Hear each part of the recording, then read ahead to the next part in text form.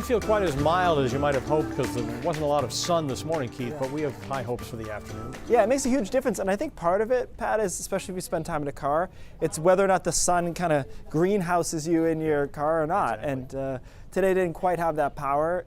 We do have some clouds out there, but we're still sitting at 45 in Portland, 39 in Bangor, 34 in Millinocket. So our temperatures are pretty good. They're actually going to be a little bit warmer than yesterday. But Pat's got a point. Yesterday we had sun statewide, and we've got clouds out there right now, just filtered sunshine. That's kind of how the day will go. The mountains probably not even really seeing that, largely staying cloudy as they continue to create their own snow. In a lot of instances, they actually will prefer it stay a little colder and a little bit drier. A couple of snow showers and squalls out there into Aroostook County especially.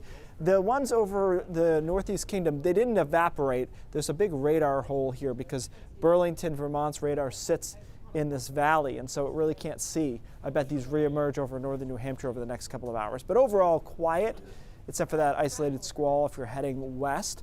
And the rest of today looks good. Tonight, temperatures drop down into the 20s and a couple of teens out there too. So tomorrow morning is going to be chilly for sure. We're going to start in the 20s, but we'll quickly get into the 30s. And I actually think this model's a little bit too cool. We're likely to get to 40 degrees along the coast and probably upper 30s farther inland. So a reasonable Thanksgiving day, partly cloudy tomorrow night, and then here comes a little front on Friday. Not going to be a huge deal, but there will be some showers associated with this Friday afternoon and some light snow in the mountains. Looks like it might move out in time for some of our tree lightings and other stuff going on Friday night, but there will be just a little precipitation there Friday afternoon. Travel forecast kind of nationwide, pretty quiet, about as good as you're going to do.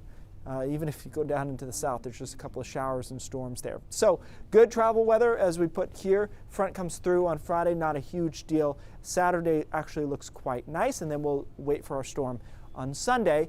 And after a lot of changes with this storm a couple of days ago, now it kind of looks the same for the past few days, which is it gets left behind by the front. It sits down there into southern Texas and Louisiana until Friday afternoon, really into Saturday morning.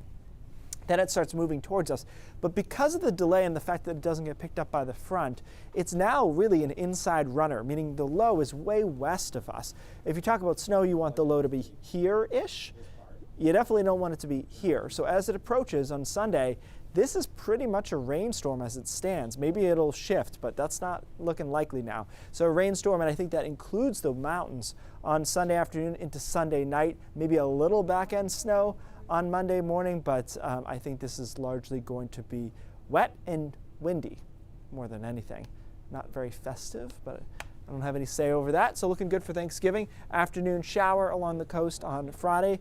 As we head into Saturday, we do have a nicer looking day there into the mid 40s. Then the storm arrives on Sunday afternoon, and again, it does look like it's going to be rainy and probably clearing out on Monday, which will be a bit breezy, and then it's cold behind it. So kind of the worst of all worlds for winter enthusiasts. Not only does Sunday storm look like rain, it's likely to be quite chilly behind it, which kind of freezes up some of that rain. Plenty more chances will come along, Pat, as you know. This one doesn't look too promising. All right, thank you, Keith.